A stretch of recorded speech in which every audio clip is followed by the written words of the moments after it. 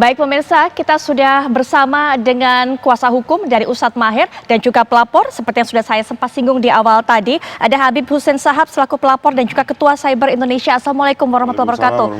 Gimana kabarnya Habib? Baik, alhamdulillah. Alhamdulillah. Dan juga tentunya bersama kita Pak Jucu Purwanto merupakan kuasa hukum dari Ustadz Maher. Pak Jucu, assalamualaikum warahmatullahi wabarakatuh. Waalaikumsalam warahmatullahi wabarakatuh. Baik, dan juga sudah bergabung dengan kita Bapak Anwar Abbas selaku Wakil Ketua Umum MUI. Assalamualaikum warahmatullahi wabarakatuh. Selamat malam Pak Anwar Abbas. Waalaikumsalam warahmatullahi wabarakatuh. Baik, mungkin pertama kita akan dengarkan dulu keterangan dari Pak Jucu. Bagaimana reaksi dari keluarga, bagaimana reaksi dari Ustadz Maher, responnya setelah diciduk oleh Barreskrim. Kita lihat tadi penangkapannya dan kita dapatkan informasi tidak melakukan perlawanan sama sekali, mengikuti apa yang dilakukan oleh ataupun proses penangkapan ini. Ya, kalau kita melihat proses penangkapannya kemarin pagi ya, kira-kira jam 4 jelang subuh begitu. Ya memang tentu sangat terkejut pastinya, baik Ustadz Maher maupun istrinya begitu, karena beliau tinggal sama istri dan 2 anak kecil masih di bawah balita.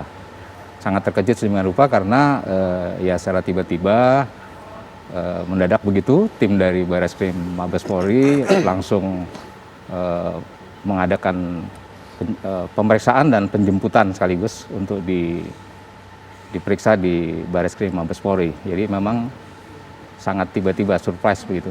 Baik, Pak Jucu, ini sempat Ustadz Maher kita dengar memberikan klarifikasinya bahwa bukan Ustadz Maher yang mengunggah foto tersebut dengan memberikan komentar, tapi hanya memberikan tanggapan atas salah satu unggahan dari netizen.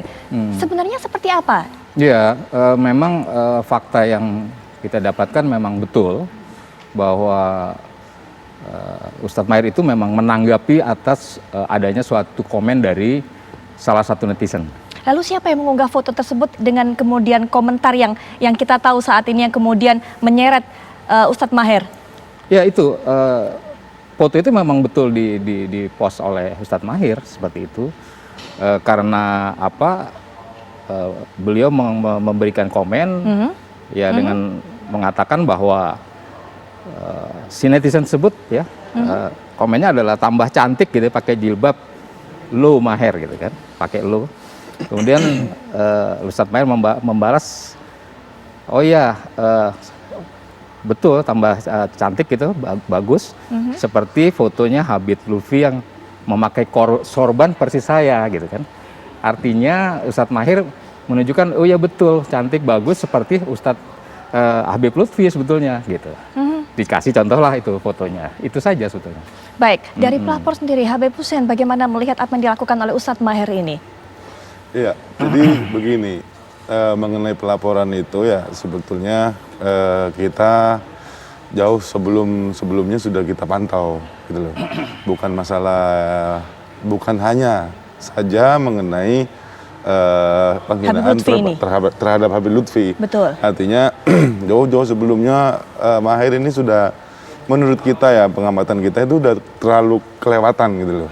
Apa yang membuat terlalu kelewatan? Ya, apa saja yang adanya banyak hinaan kepada kiai-kiai NU mengenai apa ke Kiai Ma'ruf Amin, ke Kiai Agil Siroj, termasuk ke almarhum Gus Dur yang dalam keadaan udah nggak ada jasadnya, artinya udah meninggal gitu loh.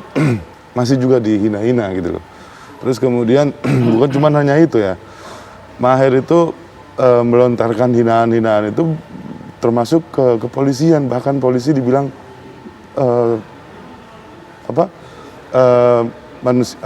monyet berseragam coklat gitu loh.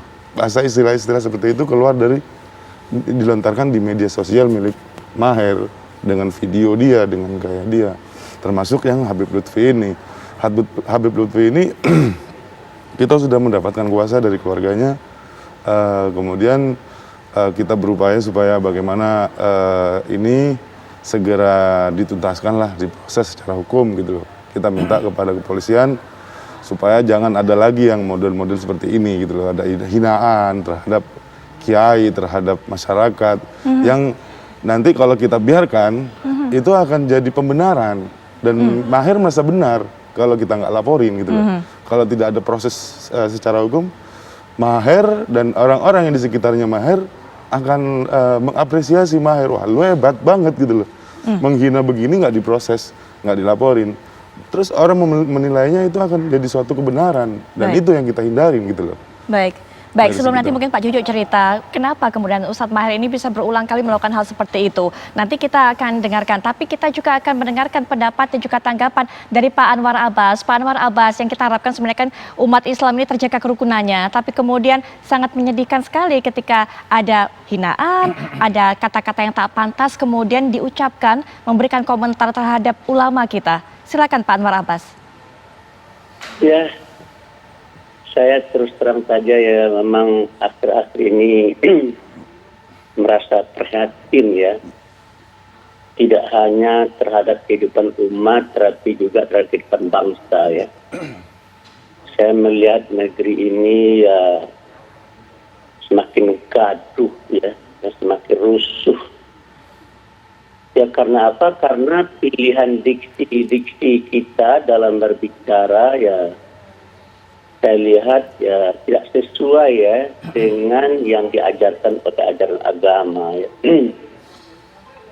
Agama atau Tuhan sudah berfirman innamal mu'minuna ikhwah. Yang namanya orang beriman itu bersaudara. Nah, dan Tuhan juga menyatakan janganlah kamu la yastarqamu min qaumin asa yakunu khairan minhum, jangan kamu saling mencela. Tadi saya dengar ya mempergunakan panggilan-panggilan yang tidak enak didengar oleh kuping kita ya, itu kan dilarang betul itu oleh agama. Dan Nabi menyatakan ya yang namanya orang Islam itu adalah orang yang bisa menyelamatkan dan menenteramkan hati saudaranya ya, dari lidahnya dan tangan. Jadi kesimpulan saya ya, kita harus koreksi diri lah begitu kira-kira ya. Meskipun kita menyatakan diri kita orang Islam, meskipun diri kita menyatakan kita orang beriman ya, tetapi faktanya menurut saya ya banyak firman-firman Allah yang kita langgar dan banyak hadis-hadis Nabi yang kita abaikan. Nah, saya punya keyakinan dan kepercayaan ya, yang namanya firman Allah kalau diikuti dan kalau sabda-sabda Nabi diperhatikan ya, maka dunia ini akan damai. Terus terang saja. Ya. Baik. Nah, oleh karena itu kesimpulan saya ya, adanya kegaduhan baik dalam skala umat ataupun dalam skala kehidupan berbangsa dan bernegara ya, sebagai seorang muslim dan mukmin saya menyatakan karena di negeri ini telah terjadi pelanggaran terhadap firman-firman Allah dan sabda-sabda Rasul. Baik. Nah, oleh karena itu kalau kita ingin baik ya, terutama umat Ya. Islam, Baik. ayo kita kembali mempelajari firman-firman Allah dan sabda-sabda Rasul dengan baik-baik. Baik Pak Anwar Abbas. Baik, nanti kita akan lanjutkan kembali. Karena kalau kita dengarkan tadi Pak Jujuk dari keterangan Habib juga bahwa Sony Ernata ini kemudian kerap dipanggil sebagai Ustadz Maher. Seharusnya Ustadz itu memberikan contoh kepada kita semua. Tapi kenapa, apa yang mendasari kemudian Ustadz Maher ini mengunggah hal tersebut yang membuat masyarakat ataupun umat Islam ini juga semakin ada konflik di dalamnya. Ini nanti kita juga akan mendengarkan pendapat dari pengamat hukum pidana Bapak Akhir Salmi. Tapi setelah jeda berikut ini kami segera kembali.